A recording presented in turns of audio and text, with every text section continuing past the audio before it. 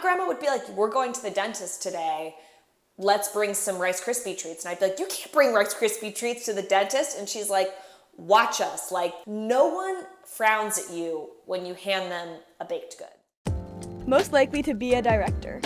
Most likely to be an engineer. Most likely to be a journalist. A doctor. An astronaut. A best-selling author. Welcome to Most Likely To, a podcast presented by Donors Choose. We talk to some of the world's greatest minds to find out how they became who they are today. If you can see it, you can be it. Today, I am thrilled to speak with Christina Tosi, chef, founder, and CEO of Milkbar. Milkbar is a bakery with locations across the country, a thriving online business, products at a grocery store near you, and a huge cult following. Have you ever heard of cereal milk soft serve ice cream or birthday cake truffles? These are all examples of Christina's creative genius. You've probably seen her as a judge on Fox's MasterChef Junior or as the host of Netflix's Bake Squad.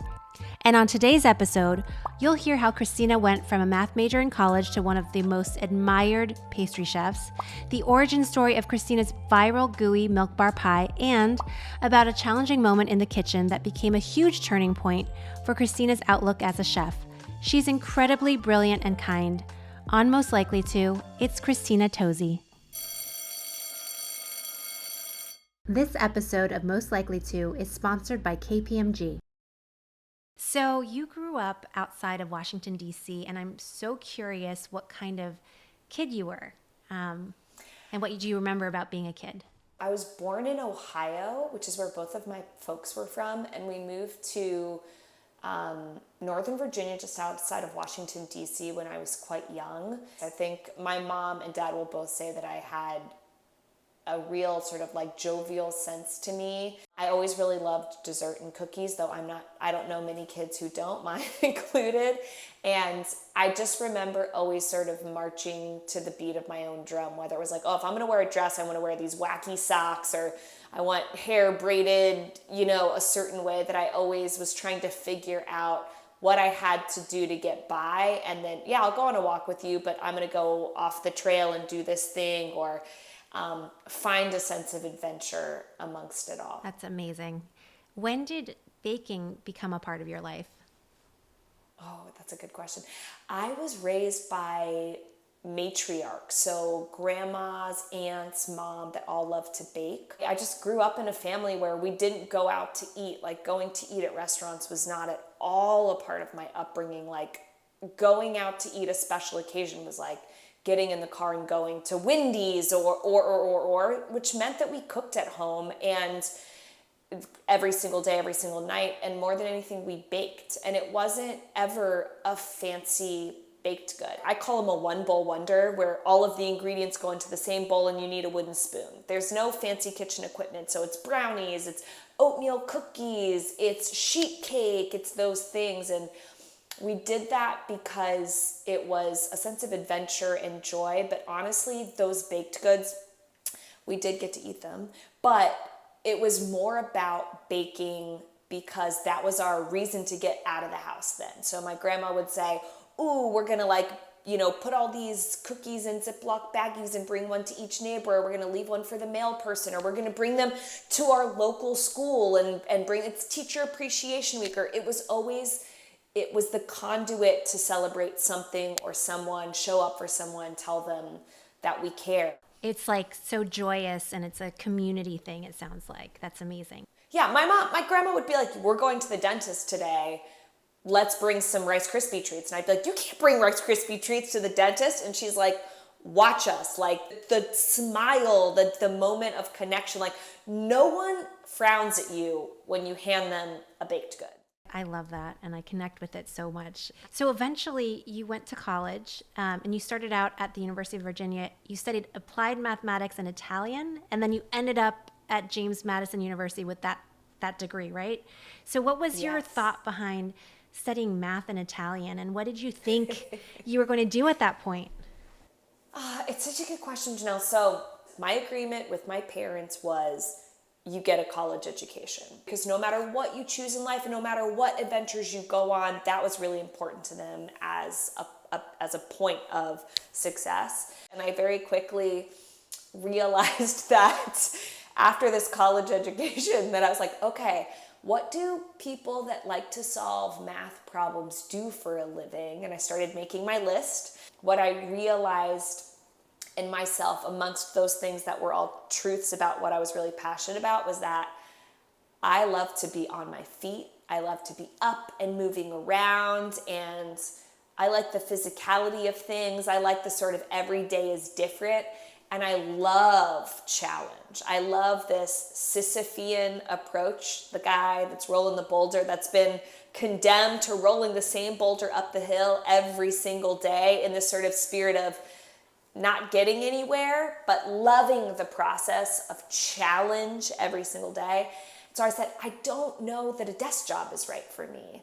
And so I kind of wiped the slate clean of possibility after college and said, okay, if it's not an applied mathematics degree and it's not a foreign language degree, what is it? And I sort of went back to that drawing board and said, what are you passionate about? And I went back and mined those memories, and my answer was bake.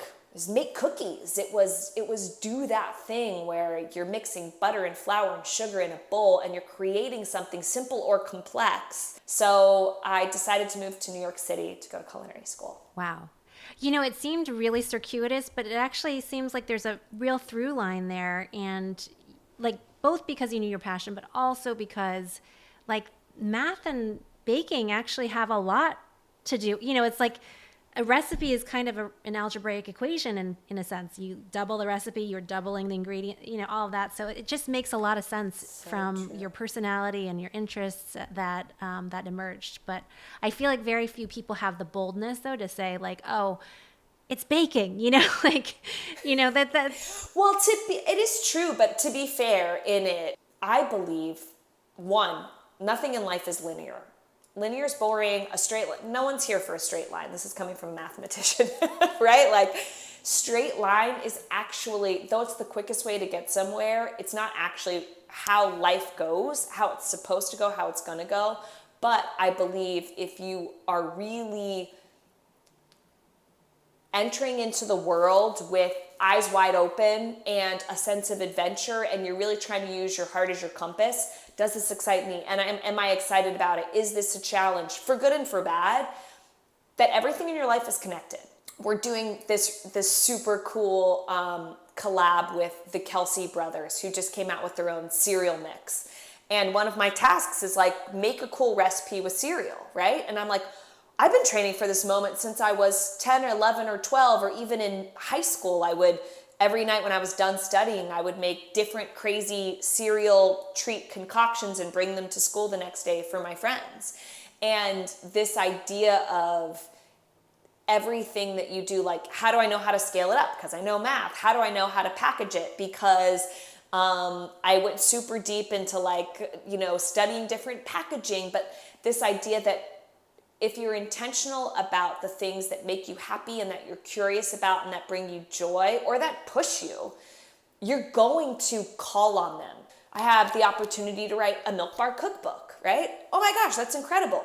Guess what? I know how to write about food, and I know how to make food look pretty, because two of my jobs on my way up that I wanted to try on for size were food writing and food styling. And what I also learned on my way was, when you are coming up and in the mix, anyone will kind of teach you anything on your way, right? How can I be helpful, right? Like, how can I help you? Where do you need help? I'll take any job. That was another secret to the foot in the door of knowing my passion and then narrowing in on it and becoming well-rounded at it. I love that. And at the same time, I feel like a lot of students might not have they are trying to balance so much, right? Like they can't take a free internship because they have to, help with the family. Is there any advice that you would give to a young person who wants to take every opportunity and do all these things, but also needs to balance the realities of just everyday life? You don't be in a hurry to get anything done. And that's not to say don't push, but it is to say don't need to see results immediately, because those results are happening in the back end if you are staying true and pushing yourself. Push yourself, don't push for perfect results quickly. I ended up taking jobs in restaurants that would hire me in roles that I, quite frankly, weren't that passionate about, because they were the ones that did help me pay the bills and pay the rent. And so I would go to culinary school in the morning, and the second that culinary school was over, I would take my baked goods from culinary school and bring them to a restaurant, and I would work as a hostess or a maitre d' or a receptionist, whatever it took to get hours so that I could afford the pursuit of my passion. And what I ended up doing while I was there was making friends with the bartender, because I'm standing out front, seating people and helping them, get to their tables and I'm making friends with the kitchen and a little bit with the pastry chef of the restaurant. No one took me seriously back then because, I wasn't from New York City. I'd never lived in New York City. Lord knows what I seemed like, being like a girl from Ohio and Virginia. I'm sure I seemed exactly like that. And I made friends with the bartender, and eventually over time he was like, you seem like a really hard worker. One of my friends is the beverage director at this fine dining restaurant. I bet I could get you what if I could get you a shift in the pastry department there? The chef in the back and the pastry chef once was like, if you want to come in 2 hours early one day before your regular paid shift, to just get a little taste of what it's like to make puff pastry, which is the dough that makes a croissant, that you have to fold a bunch of layers of butter into. It's this very specific French technique that I hadn't yet learned in culinary school. And I thought, I will wake up 2 hours early for access to that. No job is too big or too small, and do not underestimate the power of connection and sharing. And more than anything, when opportunity knocks, you say yes. If it means you get a few less hours of sleep, if it means, because those are the pieces that I'm talking about tying together in this beautiful, non-linear, curvy path.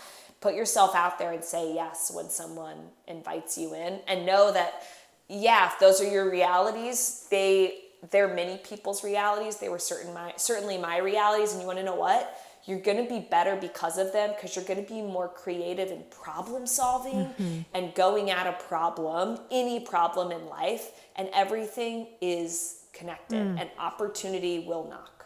I mean, the Kelce brothers opportunity sounds amazing, and it seems like you've built your career on all these opportunities that seem maybe a little random at the time, but just building. I'm curious, you mentioned, that you worked at a lot of high-end restaurants. You worked at Boulay and WD-50 and with David Chang at Momofuku. Those are some of the best, restaurants of their time in New York City. They're also a lot of dudes. It's a very male dominated field, but also those kitchens are probably known to be very intense. And what was it like? How did you specifically feel being, a female chef in a male dominated space? With both of my grandmas who raised me, they stayed home. They were homemakers. My mom was a working mom.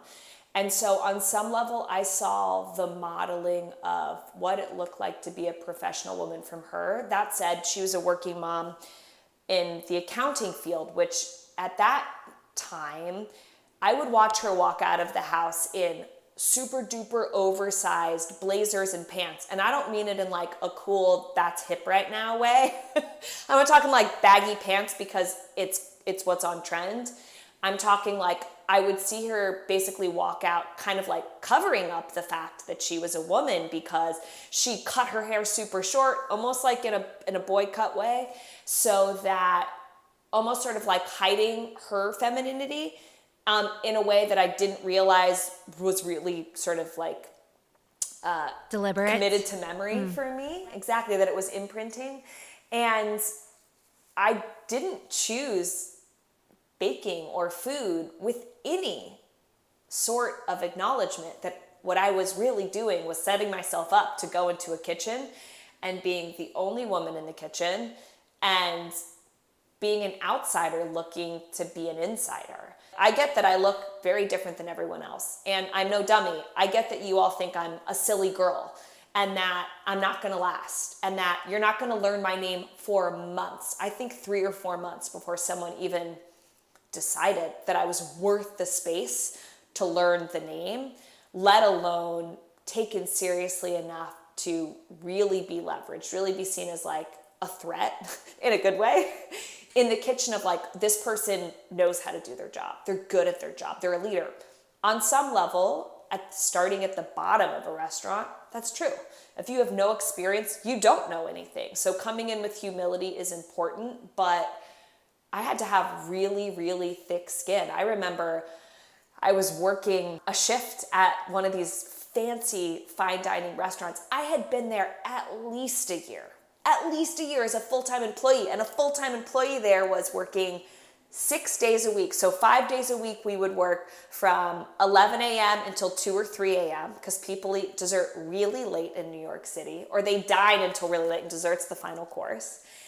And the 6th day, you had to come in at 7 a.m. and work to 2 or 3 a.m. to get your 7th day off. Oh my gosh. So I'd been doing that for over a year. And we had this big event where we were we were serving hundreds of people at once. I was assigned my section, and so I was trying to basically serve 100 people at the exact same time, or within a very small number of seconds. I made a mistake and I was falling behind, and the head chef came over. Again, keep in mind, fully committed for over a year to this, no complaints, no nothing. And threw a fit the way that you would see on like kitchen TV, right? He said, "Who is this girl? Get her out of my kitchen." Who is this girl is what he said. And listen, he could only be talking about me because I was the only girl in the kitchen. The emotions and thoughts and feelings that were going through my head, I most certainly turned beet red because I'm a redhead, and that's just like, that everyone processes like shame and anger and fear and disappointment and oh my gosh, I'm gonna cry, and oh my gosh, I'm so mad, and oh my gosh, I'm so embarrassed. Everyone processes it differently. I turned bright red. So there's literally no hiding it. I stood there, I kept working. All these thoughts are going through my head. Do I walk off like this guy, curse word, this guy? And I just told myself, keep going. Like, swallow it. Like, keep your head down and keep going. And I kept my head down and I kept going, and I got those freaking desserts out, and I went home that night and I was like, what a day. And I came back the next day, Janelle, not just like to come back to be like, oh, I'm back. Not that it didn't happen. Of course it happened, but I'm not going to let that detract me from the thing that makes my heart beat. And I came back the next day and I looked at myself in the mirror, and in kitchen land, you wear a white chef's coat, we call it, and then checkered pants. And when you're the only girl in the kitchen, they don't order your size. So I'm swimming in it the way my mom would be swimming in her oversized blazers and pants. Again, not in a cool way. And the rule in the kitchen was that you always have to have your hair back and a hair covering on. And I brought that day, I remember looking in the mirror and being like, I don't recognize myself. I'm like, overworked, underslept, all the things, not in feeling sorry for myself land, just like, ooh, you are a shell of a human being. And I just remember thinking to myself, you don't forget who you are. No one gets to tell you who you are, but you don't forget who you are. And I reached into my bag, and my grandma, who is really into like quilting and fabric and I had like a scarf that she had sewed with just like basic cotton fabric. And I was like, I'm going to put this on my head. And I'm not just going to put it on my head. I'm going to tie a big fat bow in the front because they can't kick me off the line. One, they can't. And two, I'm not going to let them, but I'm going to be loud in the ways that are going to make me feel most like me. And I put a big, old, fat, colorful bow on my hair and walked in, and I got a few looks, but it was a little like, what are they going to say? I got my hair pulled. I'm on time. I'm early. I'm not just on time. I'm early. I have all of my uniform on, and I'm not breaking a single rule. But that was my like, I'm here and I'm not going anywhere, and I'm totally comfortable being the only one that looks like this in the kitchen, and I dare you not to take me seriously. I'd prefer you don't take me seriously. Being the underdog is one of the greatest gifts life can give you, because it's energizing. It's white space. It's white space to destroy people's expectations in the best possible way. Oh, I love that. You definitely destroy people's expectations. My family, we're huge fans of Milkbar. I think if there was a Centurion Club of like the gluten-free birthday cake, we've definitely hit it and then some. But I would love to hear just the story behind how your viral pie was invented. The story of it starts way, way, way before Milkbar. I was working in a restaurant that's no longer open. It's called WD50. It was a very sort of like molecular scientific approach to food. And I was working in the pastry, the dessert department there. And I had been in the industry now for about 10 years. And so I had experience. I tried all these different things on for size. I was a more like senior level pastry cook. When you live in New York City you don't really have a kitchen. And that's kind of fine if you work in food, because you're kind of around food enough that if you work in a restaurant in New York City, you get fed something once a day called family meal. And it's the meal that that you and your peers make for one another, and you eat it around 4 p.m. before everyone comes into the restaurant at 5 p.m. So I decided, being senior enough at WD50, I said, okay, I'm gonna make dessert every day for family meal. This is great. This will make me feel like I'm coming back to my roots. So I come in on Sunday at 10 a.m. and I open the fridge and I look and I'm like, there's not really anything here. There's eggs and butter. It's like the basics of what might be left over in a relative like empty pantry. And then I walk over to the pantry and I'm like, there's also nothing here. There's flour. There's, I don't know, salt. There's oats. There's like the basic pantry stuff. And I open a cookbook, because that's my favorite thing to do when I'm sort of like, when my creativity is stuck, when I'm stuck. I open a cookbook just to think, okay, cool, be inspired by other people. And one of my favorite cookbooks is called The Joy of Cooking. It's basically a basic recipe for everything sweet and savory you could possibly imagine since like the 20s or 30s or 40s. And I go to the pie section and I'm like, all right, let's just start. So I start flipping through pie recipes, cherry pie, rhubarb pie, pecan pie. And I get to this pie that's called chess pie. And it's a southern pie.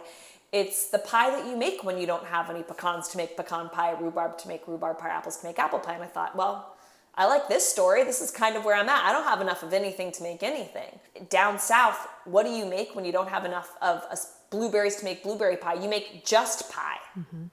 Just pie, but with a southern draw over time, just pie. Sounds like chess pie, right? Yeah. The heard it through the grapevine part of it. And I was like, I really like this idea. So I'm going to make just pie. I'm just going to make this thing that's just pie. I really love this St. Louis dessert called gooey butter cake. It's exactly what it sounds like. It's gooey, it's buttery, and it's cake. It's like a dense, underbaked, deliciously sweet and buttery cake. So I went after just putting the most basic ingredients together. Melted butter, egg yolks, vanilla, sugar, light brown sugar, the basics, right? And I put it in I made a little sort of like oatmeal cookie-ish crust, not super sweet. And I put it in the oven, and the timer, I kind of measured stuff and I kind of didn't, because when I bake at home, I bake like I'm a cook. I kind of just go with the flow, taste it, ooh, it tastes good, okay, I'll put it in the oven. Only Janelle, when the timer went off, the filling hadn't really set. It was kind of still a little liquid, almost, gooey. It was most certainly underbaked. So I was like, oh my gosh, it's 11 o'clock. I got to get to work because I've wasted all this time trying to figure out what I'm going to make. So I pull the pie, throw it in the freezer thinking, please get cold enough that it's not so ooey gooey soupy.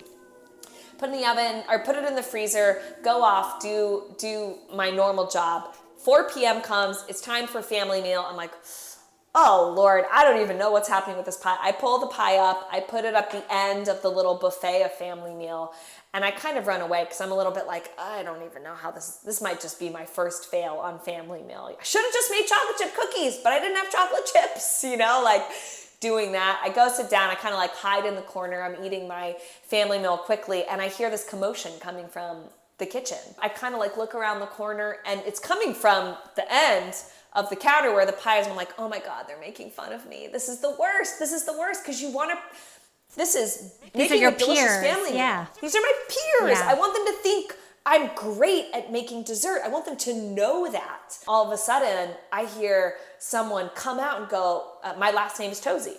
most people call me by my last name. Tosi, what is this? And I'm like, I'm kind of mumbling, trying to explain what happened.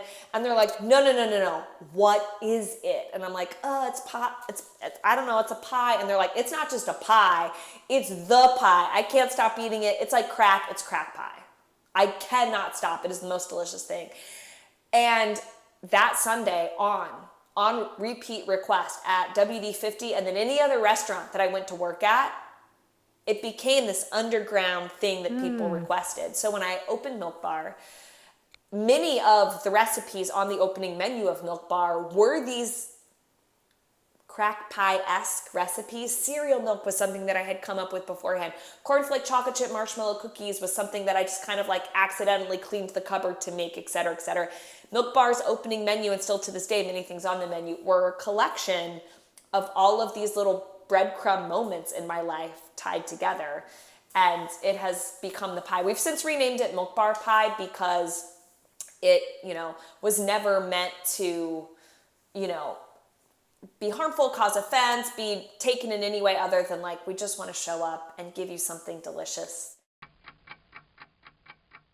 Hi, this is Reka David from New York, and I'd like to know what was the first thing you baked and sold, and what your favorite dessert from Milkbar is.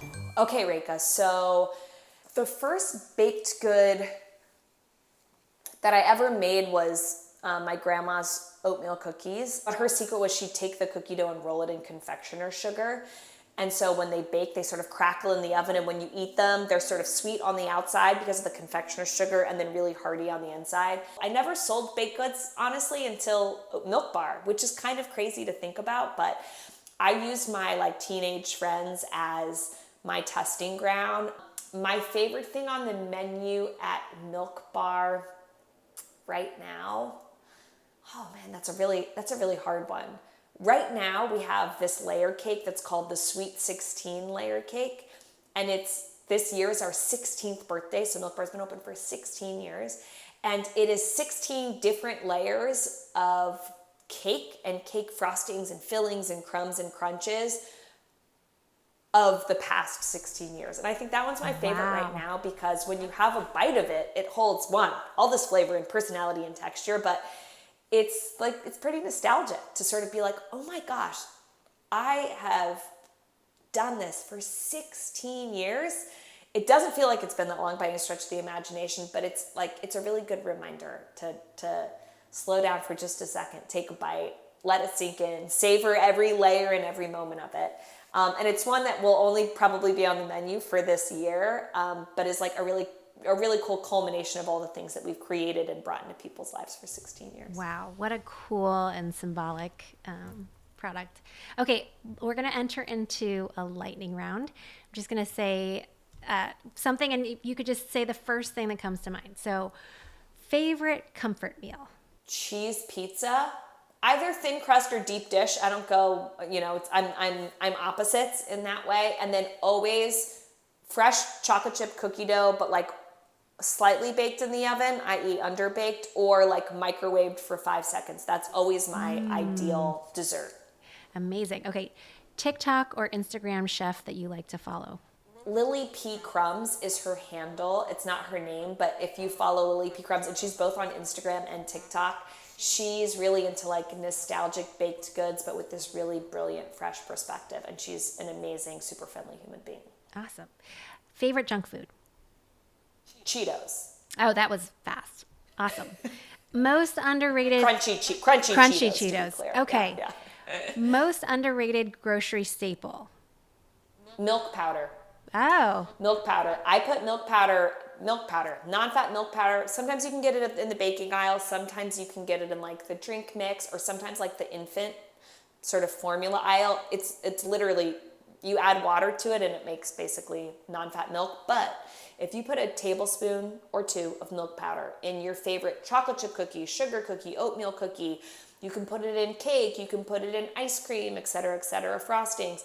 It makes your cookies chewier, and it adds this depth of flavor and roundness, and it's in every single grocery store, and yet none of us think about using it in baked goods, and it is a move, and it's my favorite move. I have a giant bag of it downstairs in my kitchen. If a student listening was interested in becoming a chef, what are one or two things they could do right now in their school years just to prepare for a life in food, a career in food? My number one piece of advice, which requires that you go out into the world, is find a day after school, maybe one that you're not working or you don't have practice, or a weekend day, whether it's, a morning or an afternoon or an evening, and find a restaurant in town that you like. And it can be a chain restaurant, it can be an independently owned restaurant, whatever it is, and ask them if you can come and stage. It's spelled stage, S-T-A-G-E, stage, or trail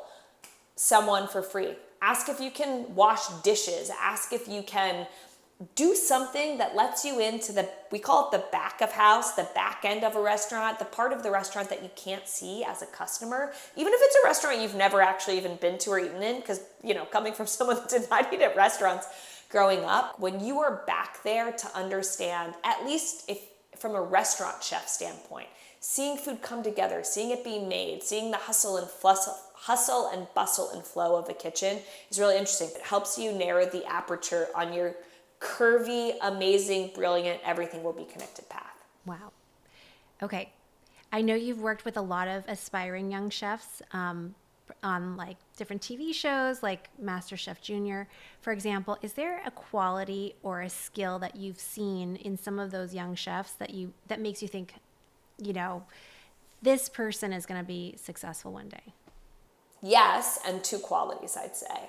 And I've seen them through, to your point, Janelle, like all across the range of either people that I've worked with in restaurants, people that I've worked with together at Milkbar, and then folks that I've worked with, on MasterChef. One, they are unafraid, and unafraid is imperfect, right? It's not that you have no fear, but you are, you're curious. You're willing to take risks. Even if you are afraid, you're willing to take the leap and to put yourself out there, even if it means that you could fail.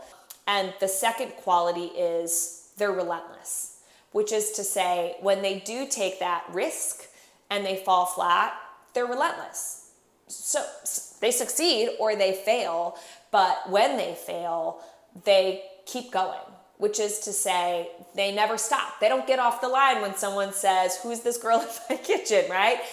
They take it in, however it is that they need to take it in, and they are relentless, and then that they just keep showing up and they keep going at it, knowing that it's going to pay off. That was Christina Tosi, chef and founder of Milkbar. Hey, thanks so much for listening. Make sure to click the follow button on your podcast app so you never miss a new episode. We are at Most Likely To Show on YouTube and at mostlikelyto.show on Instagram and TikTok. Tag us in your posts about the show. This show is about exploring the journeys of the people you care about, so let us know who you're interested in hearing from by sending in your requests at podcast@donorschoose.org or DM us on Instagram